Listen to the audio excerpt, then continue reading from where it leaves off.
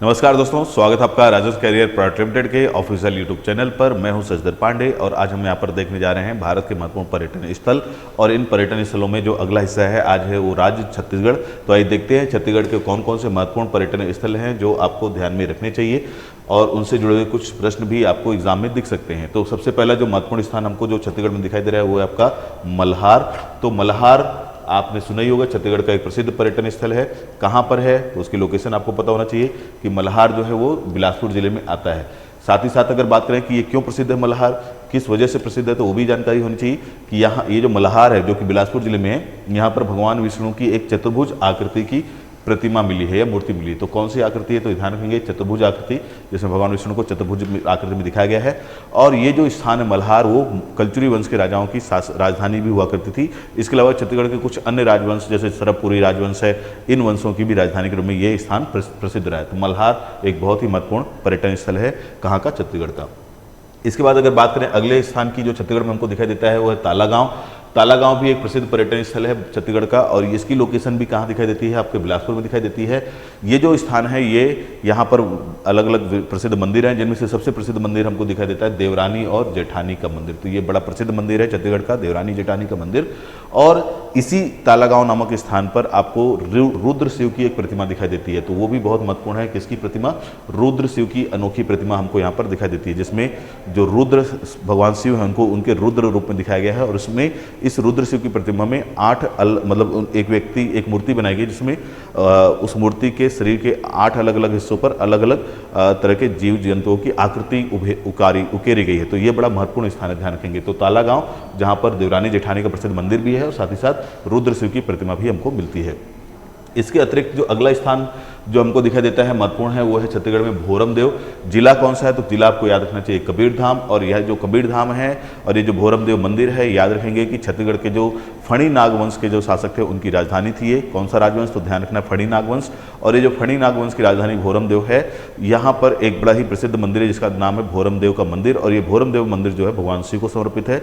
और ये मंदिर जो है भारतीय मंदिर निर्माण कला शैली के अंतर्गत नागर शैली के तहत दिखाई देता है। तो नागर शैली में निर्मित एक मंदिर है जिसका नाम है भोरम देव का मंदिर। तो ये ध्यान रखना है आपको, भगवान शिव को समर्पित कौन सा मंदिर, भोरम देव का मंदिर। किसका मंदिर है तो शिव मंदिर है। और इसको छत्तीसगढ़ का खजुराहो भी कहा जाता है। तो खजुराहो आपको पता ही है कि कहाँ पर है आपका। तो खजुराहो की लोकेशन जो हमको दिखाई देती है वो कहाँ दिखाई देती है, मध्य प्रदेश के छतरपुर जिले में। और वो खजुराहो जो अपने मंदिरों के लिए प्रसिद्ध है, वैसे ही मंदिर हमको कहाँ दिखाई देता है, भोरम देव में। और ये कौन से जिले में आता है, कबीरधाम जिले में आता है। इसके बाद अगर बात करें अगले महत्वपूर्ण स्थान की, तो अगला महत्वपूर्ण स्थान हमको जो दिखाई देता है वो है मड़वा महल। किस जिले में है तो ये आपका कबीरधाम जिले में है मड़वा महल। वही भोरम देव मंदिर के पास ही स्थित है ये मड़वा महल। मड़वा महल मतलब एक तरह से विवाह स्थल, जहाँ पर विवाह वगैरह करवाया जाता है उसको मड़वा बोला जाता है। तो उसी से जुड़ा हुआ ये महल या एक तरह का मंदिर है मड़वा महल। कौन से वंश के राजाओं के द्वारा बना है तो फणी नागवंश के राजाओं के द्वारा बना है। तो ये आपको ध्यान रखना चाहिए। किस राजा ने बनाया है तो ये नाम याद रखना है कि रामचंद्र देव ने बनवाया है ये।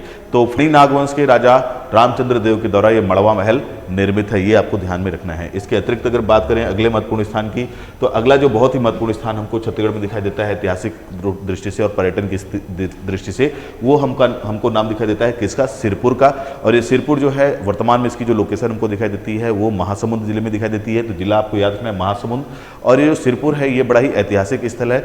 ये जो है प्राचीन कालीन स्थल है और यहाँ पर हमको दिखाई देता है कि गुप्त काल के मंदिर बने हुए हैं। गुप्त काल का एक बड़ा ही प्रसिद्ध मंदिर यहाँ पर हमको दिखाई देता है जिसका नाम है लक्ष्मण मंदिर। तो ये जो लक्ष्मण मंदिर है, ध्यान रखेंगे सिरपुर का लक्ष्मण मंदिर, ये ईंटों से निर्मित मंदिर है और बड़ा ही ऐतिहासिक मंदिर है, ये आपको ध्यान में रखना है। और ऐसा माना जाता है कि जो चीन से आया हुआ एक प्रसिद्ध बौद्ध यात्री था, चीनी बौद्ध यात्री वेनसांग, उसने भी सिरपुर का जो है एक तरह से दौरा किया था। तो ये भी एक महत्वपूर्ण तथ्य है, ध्यान रखेंगे।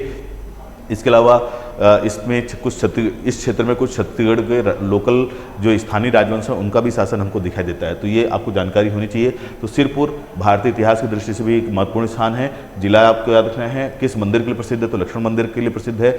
और यहाँ पे ये जो मंदिर बना हुआ है, ये मंदिर जो है ईंटों से निर्मित है। गुप्त काल में निर्मित ईंटों से निर्मित मंदिरों में से एक मंदिर ये है। तो बहुत ऐतिहासिक महत्व का है और वेनसांग ने इस मंदिर का या इस स्थान का दौरा किया था, ये बातें भी आपको ध्यान में रखनी चाहिए। इसके अतिरिक्त अगला महत्वपूर्ण स्थान कौन सा दिखाई देता है आपको, रतनपुर। रतनपुर जो है इसकी वर्तमान जो लोकेशन हमको दिखाई देती है वो छत्तीसगढ़ के बिलासपुर जिले में दिखाई देती है। और अगर विशेष की बात करें या इसकी विशेषता की बात करें तो ये जो विशेष रतनपुर है, ये जो स्थान है ये कभी कलचुरी राजवंश के शासकों की राजधानी भी हुआ करती थी। तो छत्तीसगढ़ के जो प्रसिद्ध राजवंश है कलचुरी राजवंश, उस प्रसिद्ध कलचुरी राजवंश की ये कभी न कभी राजधानी भी रहा है एक लंबे समय तक। तो देखिए ध्यान रखेंगे किसकी राजधानी रहा है, कलचुरी वंश की राजधानी के रूप में प्रसिद्ध रहा है। और ये जो स्थान है रतनपुर, यहाँ पर एक प्रसिद्ध मंदिर जिसका नाम है महामाया मंदिर, तो महामाया देवी का मंदिर भी है।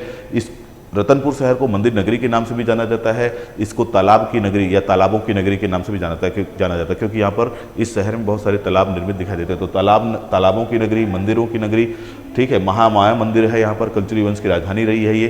तो बड़ा ही ऐतिहासिक महत्व का ये स्थान है जिसका नाम है रतनपुर।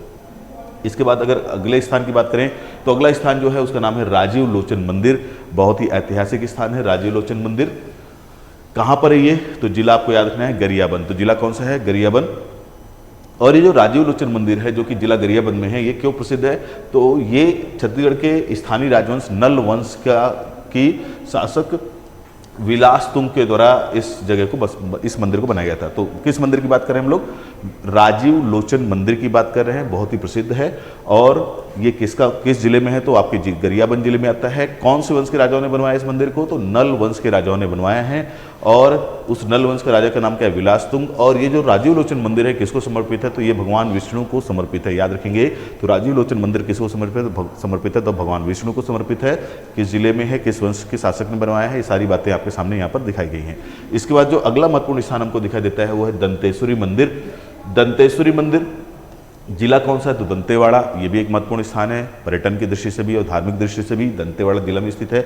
और ये जो दंतेश्वरी मंदिर है, इस मंदिर का जो है इसे 52 शक्तिपीठों में से एक माना जाता है। और इस मंदिर का निर्माण छत्तीसगढ़ के और भारत के एक प्रसिद्ध वंश काकतीय वंश के थे। तो ये जो काकतीय वंश आपको दिखाई दे रहा है, ये भारत का एक प्रसिद्ध वंश रहा है जो मुख्य रूप से आपके आंध्र प्रदेश वाले क्षेत्र में इसने शासन किया है। और बाद में इसी वंश के शासक जो हैं वो छत्तीसगढ़ के बस्तर क्षेत्र में भी शासन करते हुए दिखाई देते हैं। तो उसी काकतीय वंश के शासक अन्नम देव के द्वारा इस प्रसिद्ध मंदिर का, दंतेश्वरी मंदिर का निर्माण कराया गया है, जिसके बारे में आपको यहाँ पर ये चित्र में दिखाई दे रहा है। तो ये प्रसिद्ध दंतेश्वरी मंदिर है। और इस दंतेश्वरी मंदिर में आपको दिखाई देता है कि प्रसिद्ध जो है दशहरा की यात्रा भी निकाली जाती है, तो जो कि काफ़ी लंबा 75 दिनों तक लगभग चलती है। तो दशहरा की जो एक यात्रा निकाली जाती है वो भी इसी मंदिर से जुड़ा हुआ दिखाई देता है आपको, तो वो भी आपको ध्यान रखना है। बाकी ये सारी बातें आपको याद रखना है कि दंतेश्वरी मंदिर किस जिले में है, कौन से वंश के शासक, कौन से वंश ने बनवाया है और किस शासक के द्वारा ये बनवाया गया है। तो ये जो यहाँ पर हमने अभी बात की है, ये सभी जो है छत्तीसगढ़ के महत्वपूर्ण पर्यटन स्थल में शामिल हैं। और इनसे जुड़े हुए जो प्रश्न हैं वो कभी न कभी किसी न किसी एग्जाम में कम से कम छत्तीसगढ़ के स्तर पर तुमको बनते हुए दिखाई दिए हैं। तो याद रखेंगे। आज के इस वीडियो में केवल इतना ही, मिलते हैं अपने अगले वीडियो में, तब तक के लिए धन्यवाद।